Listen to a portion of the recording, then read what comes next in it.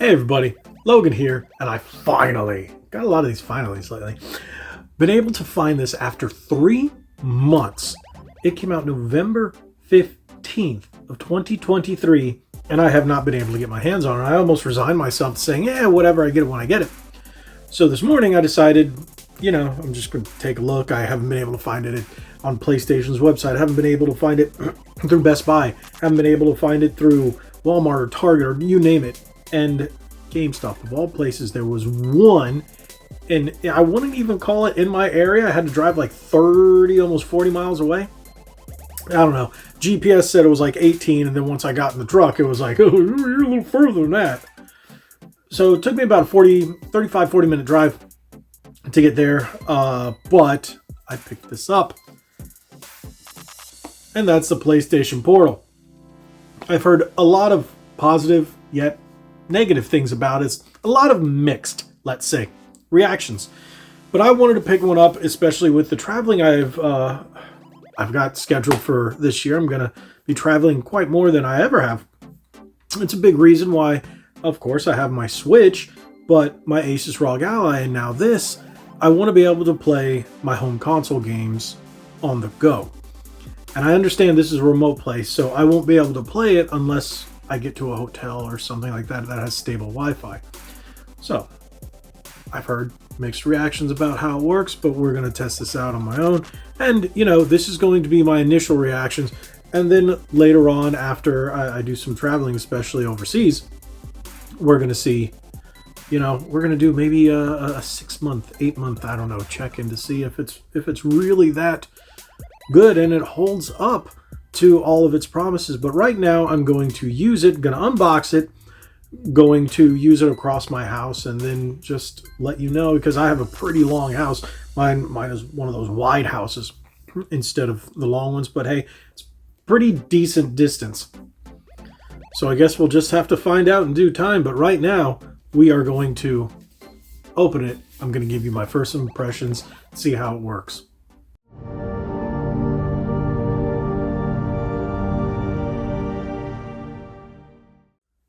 And here we go. So, got the little knife right there. PlayStation Portal for PlayStation 5. Requires intranets. And as you can see, we've got the OG PS5. I do have a Slim in here, which you guys have probably seen the video. Put your PS5 in the palm of your hand. Tenez votre PS5 dans la crew de votre main. Yeah, my wife would kill me if she heard that, because she speaks French and I do not. Even though I took 2 semesters of it. Shh, don't tell anybody, I still can't speak it. I barely passed. But hey, with that being said, I think this is going to be pretty cool. Play your game collection, your handheld gateway to your PlayStation 5 games experience, breathtaking immersion. So it's pretty much a DualSense with a screen in the middle. Okay, so how are we going to open this? With a little knife right here. My little... Yes, I'm not using the Legend of Zelda knife. I thought that would be just wrong. Kind of funny, but wrong. Alright, so...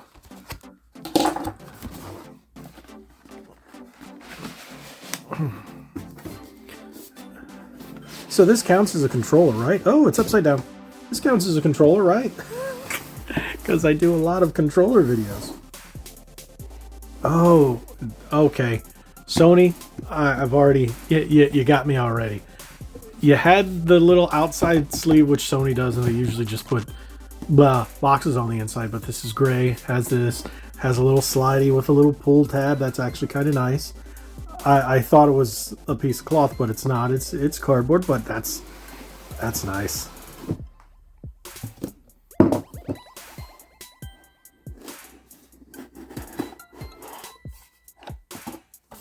Okay, this is a nice box.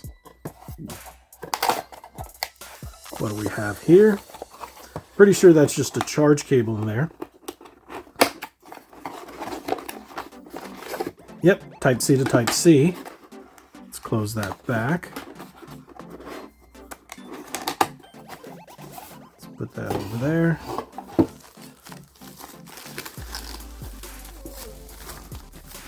Oh, it's got some nice weight to it. It's not overly... Oh, It's pretty interesting. The screen isn't heavy. That is not... Wow, I'm actually surprised. I thought it was going to be bulkier and heavier. But I could see myself holding this. Okay. I thought it was going to be wonky and weird, but sticks feel fine. Wait a minute. So that's that. Let me grab my DualSense. Okay, these sticks, little looser.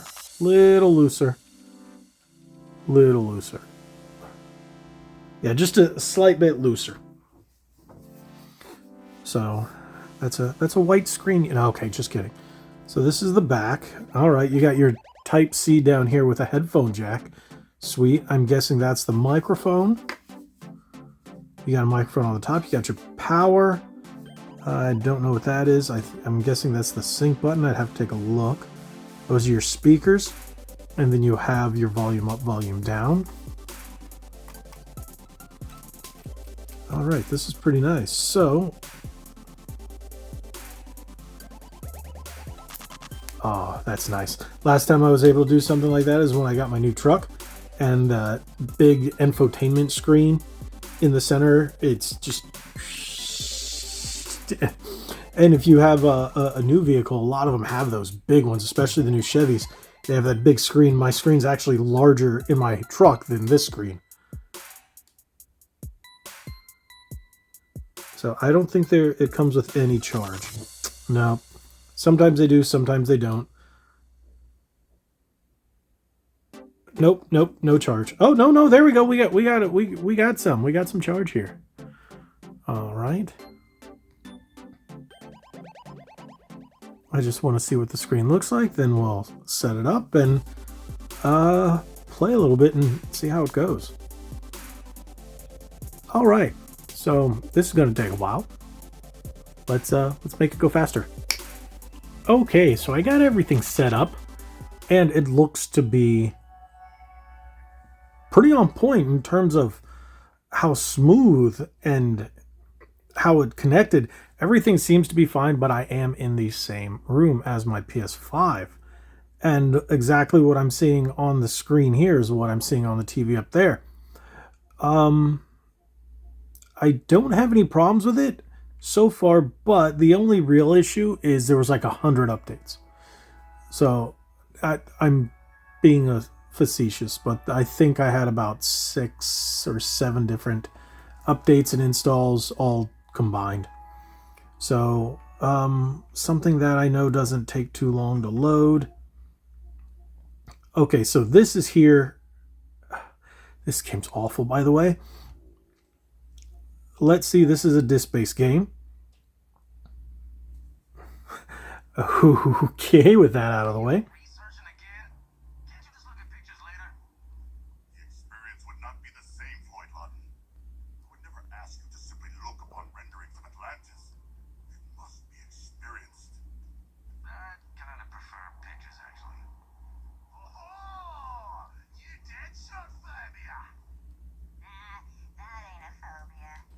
Okay, one thing I have a question for.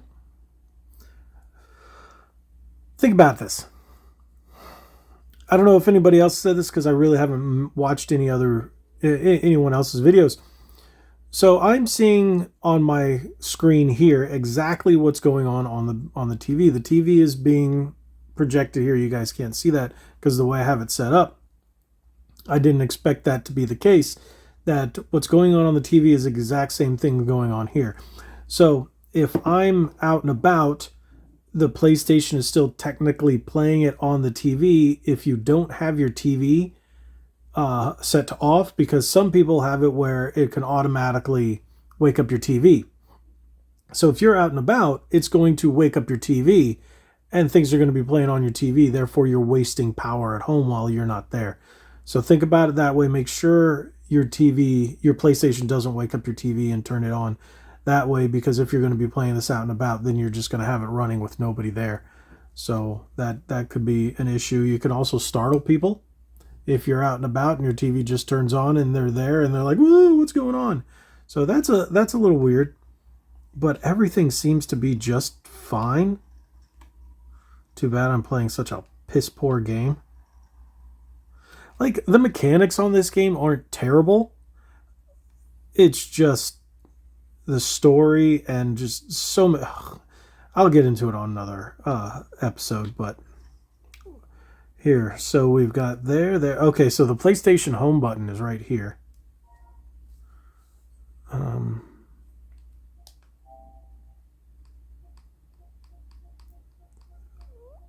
Let's do Astro's Playroom because it is the game. So the other one was disc-based. This one's digital. And so far, so good. But again, I'm on my home network. Both devices are on the home network. And my PlayStation is right in front of me. And I'm looking at both screens. I got a screen here, screen there. All the controls feel exactly the same. Like, this feels like a PlayStation 5 controller. That audio's a little loud.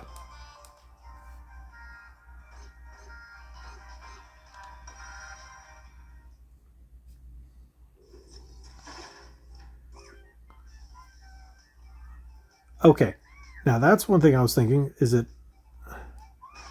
Okay, so that's where your touchpad's going to flip up. Okay, that's pretty cool.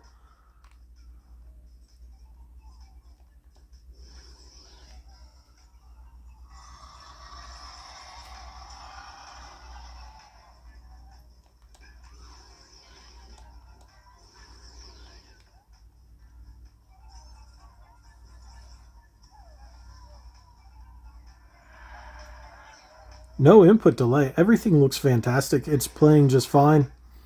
All the controls and everything are exactly the same. So with that being said, this thing seems to be pretty awesome. Now, I guess I just have to play it across the house and we'll see how that goes. Okay, so with all of the testing and everything out of the way, I did go across my house to see how far and see if the areas that have the worst connection in the house, because where I am, this is my game room, my office is right next to me, and that's where my router is based. I have a really high-end router. I went to the complete opposite side of the house into the restroom, where I also have our bathroom in our bedroom has a walk-in closet. That walk-in closet, not the best internet, but it's okay. It dropped completely dead there. I could browse my phone and everything in there and not have a problem. Down to like internet, maybe 2 bars. There, it just dropped dead completely. So without a really stable connection, it's going to drop. And it started to stutter as soon as I walked into the bathroom. And the bathroom's got okay internet because, you know, it's on the other side of the house. So it started to stutter here and there.